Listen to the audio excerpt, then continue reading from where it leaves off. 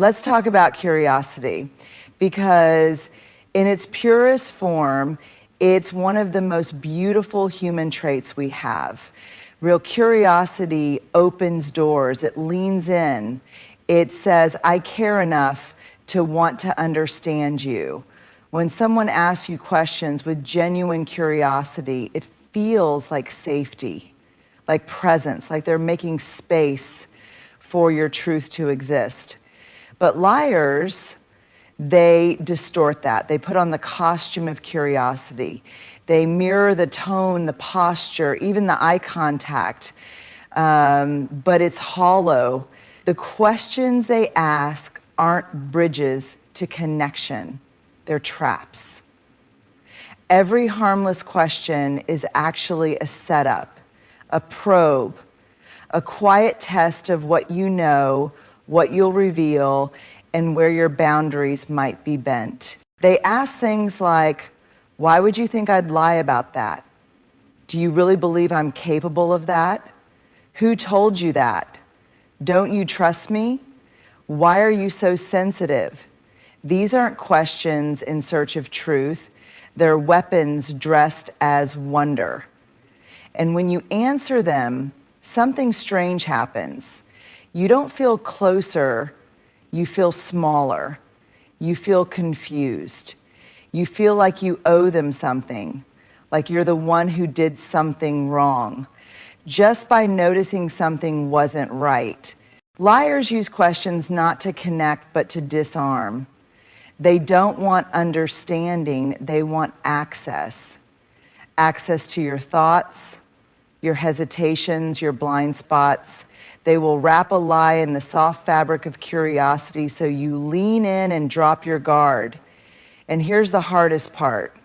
To the outside world, they can seem so reasonable, so interested, so attuned. People might say, they ask such thoughtful questions. How could they be hiding something? But you know the truth.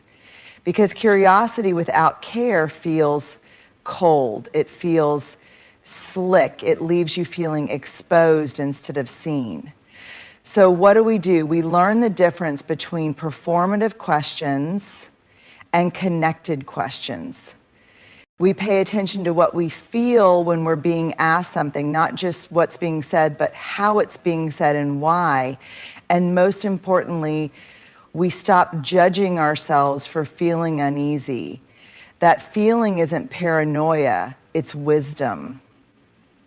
It's your body saying, something here is off. Genuine curiosity is a gift, but when it's used as a weapon, it becomes one of the most subtle, devastating forms of manipulation. And recognizing that, even when it's uncomfortable, is a profound act of self-respect. There's a big, bold difference between someone who is seeking truth and someone who is seeking to win. People who lie consistently, intentionally, are not on a truth-finding mission. They're playing chess. When a liar asks a question, it's not to understand, it's to influence. It's to test you, to shape what you say next. They're not listening with open hearts. They're scanning for weak spots. Every question becomes a move on the board. You know what it feels like. You start off thinking you're in a conversation, but by the end, you're in a corner. You're defending yourself. You're explaining things you didn't do. You're questioning memories that were crystal clear 10 minutes ago. And you ask yourself, how did I get here? Let me be very clear. Control doesn't always look like yelling or slamming doors. Sometimes control is calm. Sometimes it's subtle. It can come with a soft voice and a kind smile. But underneath, there's a strategy at play. A liar asks, are you sure that's how it happened? You know how emotional you get sometimes, right? Don't you think you're overthinking this? What if you misunderstood what I meant? These questions seem small, even caring on the surface, but they erode your footing. They make you second guess your reality. That's not truth seeking. That's gaslighting. That's control. And here's the gut punch. It often works. Not because you're weak, not because you're naive, but because you're good. You want to be fair. You want to give the benefit of the doubt. You want to believe that people, especially people you care about, are telling the truth. Liars count on that. They depend on your decency to maintain their deception. They use your empathy like a tool in their belt, not to build trust, but to manipulate it. So how do we protect ourselves? We stop mistaking composure for integrity. We stop assuming calm means honest, and we start asking, is this person really trying to understand me, or are they just trying to steer the narrative? Because here's the truth. Truth seekers lean in with humility. They're okay being wrong. They sit in discomfort to grow. Control seekers, on the other hand, panic when they're not holding the reins. They ask questions to dominate, not to deepen. Your clarity is a threat to someone who survives on confusion. And your refusal to abandon your truth, that's your greatest act of resistance. It's showing up with your truth. Even when there's no guarantee you'll be met with kindness. It's saying, here's my story, here's my fear, here's my hurt. And when we choose to be vulnerable, we're not asking for pity. We're asking for connection. We're saying, please treat this gently. But liars, especially manipulative ones, don't meet vulnerability with reverence. They meet it with opportunity. They see your openness not as something to protect, but something to use. You tell them about a past betrayal, and later they'll say, you're just paranoid because of what happened to you. You tell them about your struggle with anxiety, and they'll twist it into, you're just being anxious again, this isn't about me. You let them in, and they take notes. Let that sink in. They take notes. Because when someone lies as a way of life, every emotional share you give becomes a future strategy. Every confession becomes leverage. And it's subtle. They might not weaponize your words right away, no. They wait. They hold on to it. And when it suits them, they strike. It's one of the most painful betrayals a person can experience when you realize that what you shared in trust was stored, not honored. That your softest truths were not held with care, but filed away like ammunition. And here's the brutal irony. Liars will often ask for your vulnerability first. They'll look into your eyes and say things like, I just want to understand you better. Tell me what you're afraid of. You can trust me with anything. I'm not like the others. But they don't ask because they're ready to hold your story with compassion. They ask because they're ready to use it. And when they do, you're left confused, embarrassed, ashamed for having trusted them. But I want to say something to anyone who has experienced that. You are not foolish for being vulnerable. You are brave. Their exploitation of your openness says everything about them, not you. Your willingness to share your truth is not a mistake. It's a strength. It just has to be shared in places where it will be respected, not mined. Here's how we protect ourselves. We watch what people do with small truths before we hand them the big ones. We test for safety, not just charm. We look for consistency, not just chemistry. We ask, does this person make me feel safer after I share, or do I feel more exposed? Because real connection is built in spaces where vulnerability is sacred, where your soft spots are met with softness, not strategy, where your honesty doesn't become evidence against you, but a bridge between you. And that kind of connection, it's rare, but it's real, and you are worthy of it. We want to believe people when they speak. We really do. Because most of us live with integrity.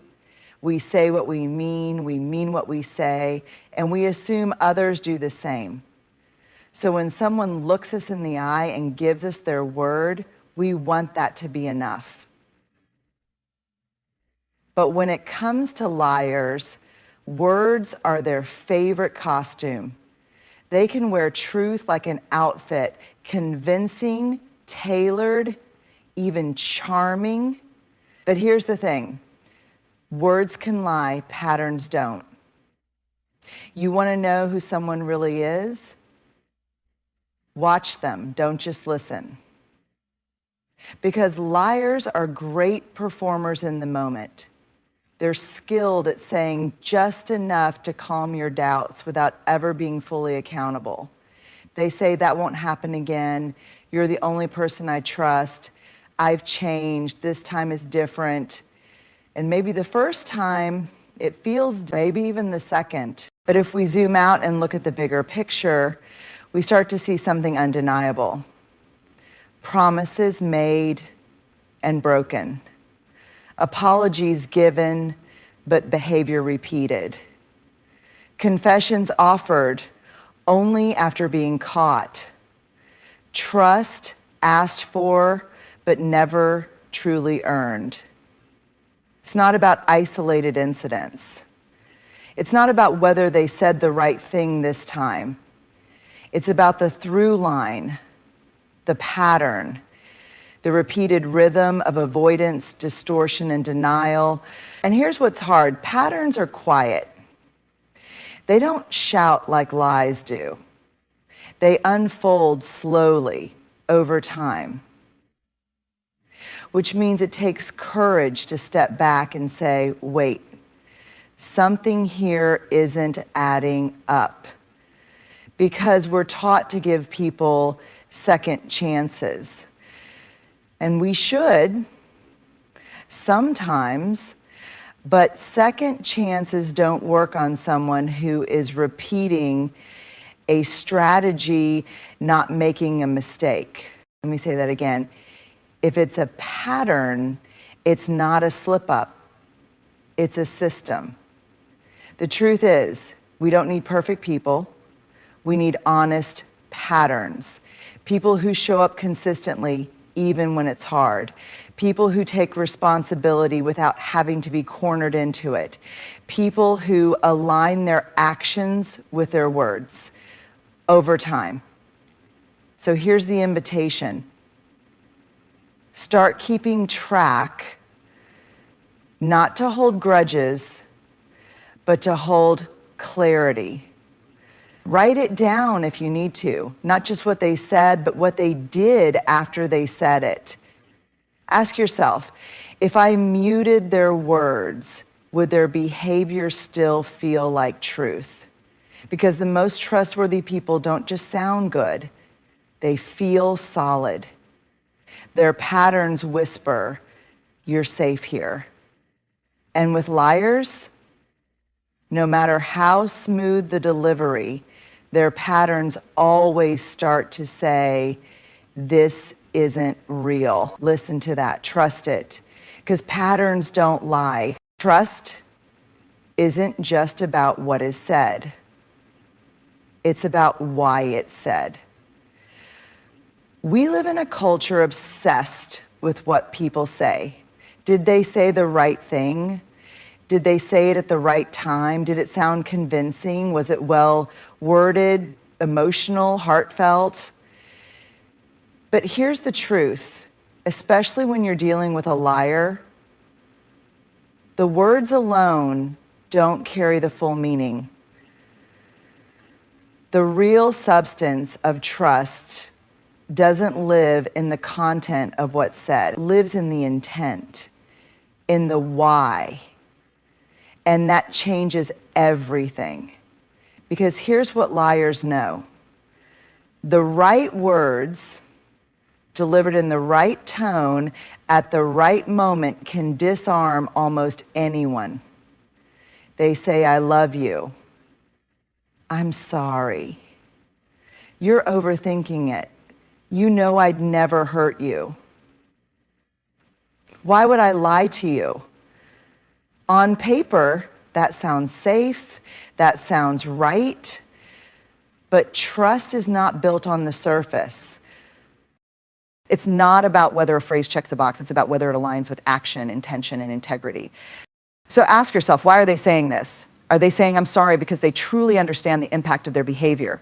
Or because they want to stop the conversation and get out of the hot seat? Are they saying you're overthinking it to reassure you or to dismiss your instincts and keep you quiet?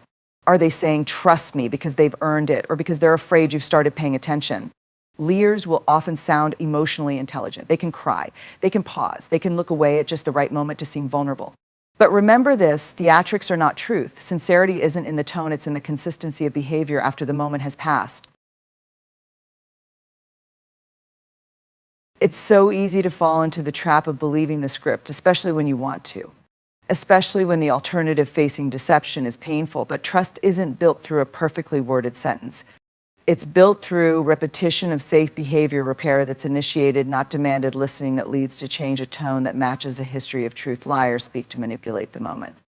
Truth tellers speak to restore the relationship. There's a huge difference between managing your emotions and honoring your experience. And only one of those builds trust. So here's your power. Stop asking only what did they say. Start asking why now? What's the motivation behind this? Does this feel like care or like control? Because words without integrity are just noise, but words rooted in genuine care, empathy, and truth. They don't just sound good, they feel safe. They leave you with more clarity, not more confusion. They create peace, not pressure. Not cynicism, not paranoia. Just a deep, grounded connection to your own truth. Self-trust sounds like this. I don't have proof, but I don't feel safe. And that's enough. I don't owe anyone more chances than I'm comfortable giving. If I feel confused every time we talk, that matters. I'm allowed to walk away from what doesn't feel aligned, even if they say the right things. Because self-trust isn't about being right all the time. It's about being loyal to your own sense of knowing. It's about not abandoning yourself in moments of uncertainty. And it's about recognizing that your discomfort is data, not a flaw. And I get it. We were taught to doubt ourselves. We were told to give people the benefit of the doubt, to be understanding, to not jump to conclusions. But no one tells us that overextending grace to people who haven't earned it can cost us our peace. Self-trust is what says, even if no one else sees it yet, I'm going to believe me, and that's terrifying. Because the moment we choose to trust ourselves, we risk conflict, we risk being called dramatic, we risk being alone. But the alternative is staying in spaces where our instincts are constantly questioned, where our clarity is clouded, and where our dignity is slowly worn down. Choosing self-trust means reclaiming your authority. It means not outsourcing your reality to someone who benefits from your doubt. It means saying, I don't need someone else to validate what I already feel. And here's the most beautiful part. Self-trust builds real trust with others, because once you know what truth feels like inside your body, you can recognize it and honor it in others. Liars don't come with labels, they come with charm, with carefully timed questions, with rehearsed sincerity. But beneath the surface, it's never about truth. It's about control. It's about confusion. It's about keeping you just unsure enough that you don't trust your own voice. We talked about how they don't seek truth, they seek control. How they exploit vulnerability instead of honoring it. How their patterns betray their words every single time. How the why behind what they say tells you more than the words themselves ever could. And how your greatest protection, your first line of defense, isn't to spot every lie. It's to trust your own clarity when it rises up inside you. Because you will never argue someone into being honest. You will never convince someone to stop manipulating you by loving them harder. The most powerful move you can make is to stop handing your truth over to people who only use it against you. You deserve relationships where you don't have to become a detective to feel safe. You deserve conversations that don't leave you emotionally hungover. You deserve to be believed the first time you say, this doesn't feel right. So let's stop waiting for liars to admit what they've done. Let's stop searching for one more piece of proof. Let's stop bending ourselves into silence just to keep the peace. The truth is, your body knows. Your spirit knows. And when you stop doubting that, when you start trusting yourself more than their version of you, you take back your power. Not with rage, not with revenge, but with a steady, unwavering declaration. I believe me. And I'm done. That's not bitterness, that's boundaries. And that's where healing begins.